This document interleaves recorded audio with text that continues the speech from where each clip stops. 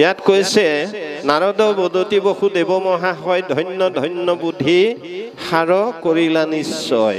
পুছিলা পৰম ভাগ্য ধৰ্ম যত যাহাক স্মৰে তেবে পবিত্ৰ জগত যাক আমি স্মৰণ কৰিলে গোটেই জগতখন পবিত্ৰ হ'ব বুলি কৈছে গতিকে জগত পবিত্ৰ কাৰ নামেৰে হ'ব জগতখন পবিত্ৰ কোনে কৰিব জগত পবিত্ৰ কৰিব তেখেতেই দিয়া বাংময় মূৰ্তি তেৱে কৈছিল আমি মাত্ৰ কি কলে সদা সৈব্য শ্ৰীমদ ভাগৱতী কথা জৈস্য শ্ৰৱণ মাত্ৰেন হৰি সুশ্ৰিতাং সমাশ্ৰয় বুলি কৈছে কাৰণ সদায় ভাগৱত শ্ৰৱণ কৰিব লাগিব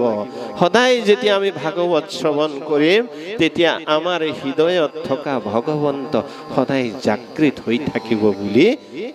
ভাগৱতে কৈছে আমাৰ গতিকে ইয়াক শুনে বা ভনে বা স্মৰণে নতুবা আদৰে আমি আগতেই কৈছো কি বুলি কৈছিলো ইয়াক শ্ৰৱণ কৰিলেও পাঠ কৰিলেও ইয়াক যোনে যেনেকে কৰে এই জগতখন পবিত্ৰ হ'ব বুলি কৈছে তেনে অংবাংময় মূৰ্তি প্ৰত্যক্ষ বৰ্ততেই হৰে শ্ৰৱণাত দৰ্শনাত পাঠাতো পাপ নাশিনী আমি আগতেও কৈছিলো এই কথা আকৌ এতিয়াও ক'ব লগা হৈছে গতিকে আনদেৱ গাৱন্তে জীৱা অভিনন্দা কৰে হিৰম দেৱ বিশ্বদ্ৰোহীকো পবিত্ৰ কৰে হিয়তি হেন ধৰ্ম শুনিবে তু মাৰভ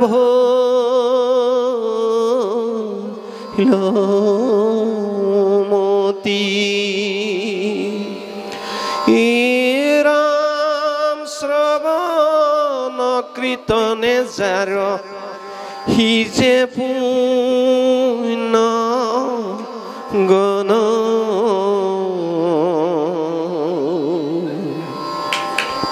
হুমৰাইলা মুকৈ আজি হেন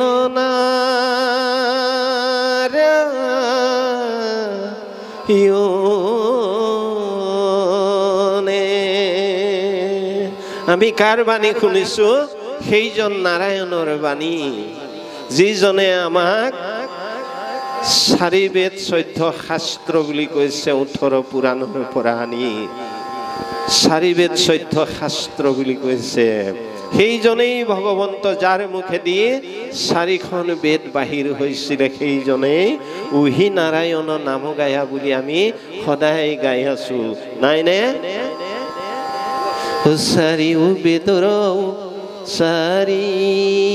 ঐক্য অসাৰকাৰী আনি ব্ৰহ্মা দেৱে বেকত কৰিয়া থৈলা নাৰায়ণ বাণী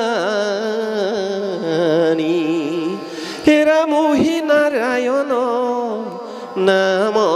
লয়া শুদ্ধ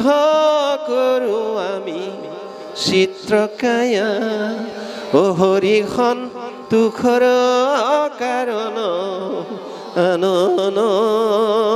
জানি কৃষ্ণ